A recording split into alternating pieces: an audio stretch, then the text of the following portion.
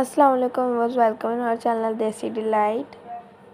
ਅੱਜ ਅਸੀਂ ਫੇਰ ਬਣਾਉਣ ਲੱਗੇ ਹਾਂ गुर्दे की मशीनरी ਨੂੰ ठीक करने वाला अमल, यानी कि गुर्दे को ठीक करने का अमल, या कचरा वगैरह होता है या कोई और अमल हो या गुर्दे में दर्द वगैरह हो कुछ, उसको ठीक करने का अमल। आ देखो ਅਸੀਂ ਇਹਦੇ 'ਚ ਚੁਣੇ ਭੁਨੇ ਵਾਲ ਸੀ ਉਹ ਵੀ ਲਾਤੇ। ਹੁਣ ਇਹ ਥੋੜ੍ਹੇ ਜਿਹੇ ਬਰਾਊਨ ਕਲਰ ਦੇ ਵਾਲ ਰਹਿ ਗਏ ਨੇ, ਉਹ ਵੀ ਅਸੀਂ ਪੁੱਟ ਦੇਣੇ ਨੇ ਫੜ ਕੇ, ਰਹਿ ਨਹੀਂ ਦੇਣਾ ਇਹਦੇ ਸਿਰ 'ਚ ਕੋਈ ਵੀ ਵਾਲ, ਠੀਕ ਹੈ ਨਾ। ਤੁਸੀਂ ਉਹ ਪੁੱਟ ਦਿਓ ਸਾਰੇ।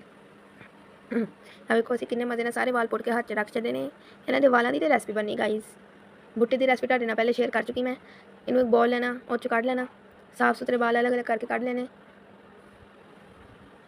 फिर इस पाना सी नमक, हाफ चमची है उत्तो थोड़ा जिहा कम नमक पा दो। हाँ, गुर्दे वास्ते बड़ी चंगी चीज़ है, बड़ा ही चंगा अमल है। तुसीं भी करो, अपने गुर्दे की मशीनरी साफ़ करो।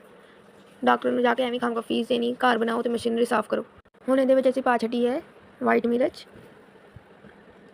ध्यान रखियो तुहाडी नस च ना मार जे। फिर इत्थे काली मिर्च पा छड्डो।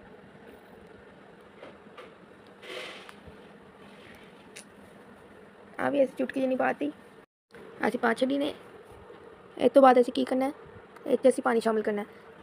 असीं 1 कप जिन्ना इत्थे पानी शामिल करता, 1 गिलास समझो या कप समझो, इन्ना जिन्ना असीं पानी शामिल कर देना है। एक आम गिलास जिहड़ा असीं घर च पीने आ। पहली चीज़ आ, दूजी चीज़ है कि तुसीं पानी दब के पिया करो। दिन 7-8 गिलास पिया करो। आ नहीं कि 1 गिलास पीता, अद्धा भैन नूं देता, अद्धा भरा नूं देता, थोड़ा जिहा असीं पी लिया। पूरा गिलास पियो, 8 गिलास।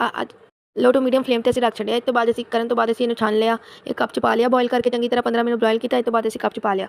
वैसे लेना 1 नींबू, उन्होंने कर लेना 2 पार्टां च डिवाइड। वैसे चंगी तरह इस निचोड़ लेना, जरा जिहा भी उस रहने देना, निचोड़ लो चंगी तरह। 2-3 ड्रॉप आ गए, चंगी तरह निचड़ गया। फिर असीं इहनूं कर लेना मिक्स। अच्छा रेसिपी तो साडा पंजाबी च व्लॉग बन के तैयार ने। तुहानूं अच्छा लगे तो सबसक्राइब तो लाइक वीडियोज़ में लाजमी करो, कमेंट अपनी राय का इजहार भी करियो। हुण दे लिए गाइस अल्लाह हाफिज़, सानूं इजाज़त दो, मिलते हैं अगली वीडियो च। कमेंट राय का इजहार लाजमी करियो। अल्लाह हाफिज़।